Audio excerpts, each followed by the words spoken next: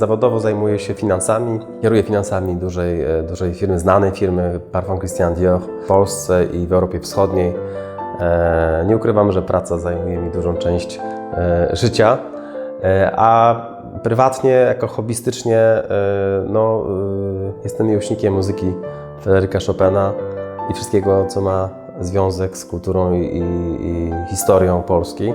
I to jest powód, dla którego też stałem się właścicielem dworu w Chodakowie, który dopełnia, że tak powiem, mój życiorys.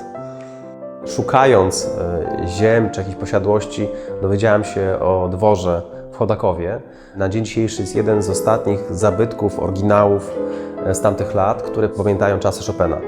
Nawet nie pomyślałem o tym, że można go kupić. Dopiero po wielu latach dowiedziałem się, że pan Czarkowski, który był właścicielem tego dworu, postanowił go sprzedać. Więc po prędce zrobiłem takie studium historyczne na temat historii tego dworu. Uważam, że jest to dwór, który jest po prostu brylantem. I dwór dla mnie przede wszystkim miał ten walor naukowo-historyczny, ponieważ właściciele dworu, Jan Ostrzewicz, który budował ten dwór, majątek, był spokrewniony z Teklą Justyną Krzyżanowską, matką Chopina.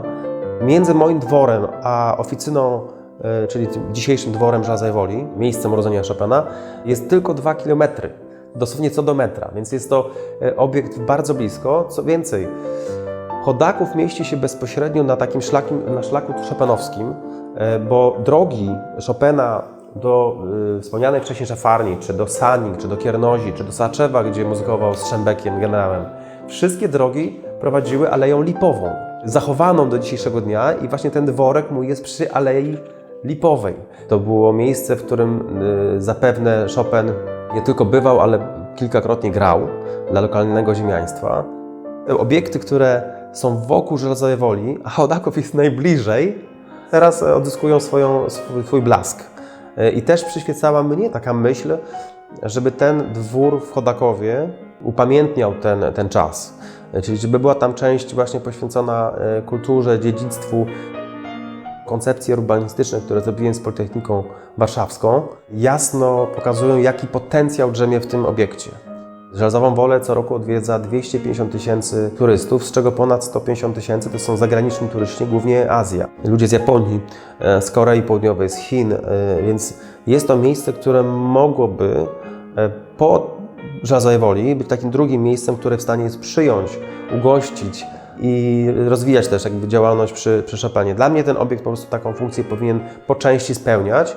Bywam w bardzo wielu miejscach na świecie związanych z muzykami i widzę, jak się są pielęgnowane te miejsca. I ten dwór idealnie wpasowuje się w Żelazową Wolę, w historię tego miejsca, do którego pielgrzymują ludzie z całego świata, żeby posłuchać Chopina, żeby zobaczyć, skąd on pochodzi. Ten dwór, pałac, jest takim miejscem, dla mnie był i nadal jest, takim miejscem, które powinno stać się takim hotelem butikowym. Czymś wyjątkowym, gdzie ludzie przyjeżdżający z daleka mogą się zatrzymać, mogą nie tylko na 2-3 godziny pobyć w muzeum, czyli w Parku Dworskim w Żelaznej Woli. Celem tego miejsca, Chodakowa, tego dworu jest zatrzymanie tego turysty. Kogoś, kto docenia, kto chce poznać, nie tylko zaliczyć i mieć zdjęcie w Żelaznej Woli, ale poznać historię Chopina, poznać historię Mazowsza, poznać to, czym się inspirował Chopin.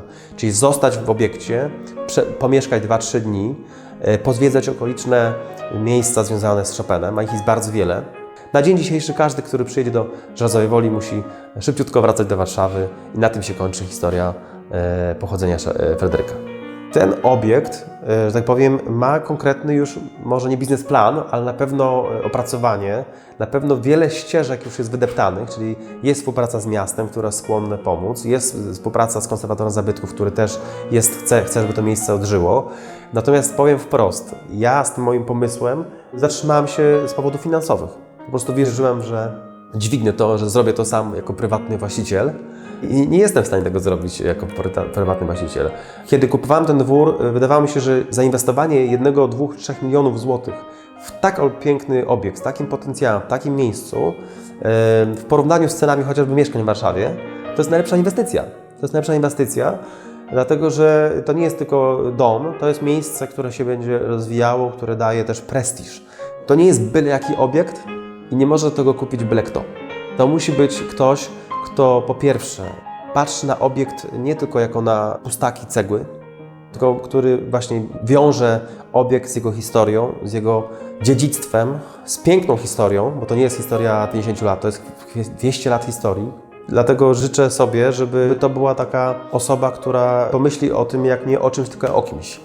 W biznesie dzisiaj to, co jest cenne, to jest oryginalne, wyjątkowe wrażenia, wyjątkowe rzeczy, których nie można skopiować. Dwór fotograficzny jest tylko jeden.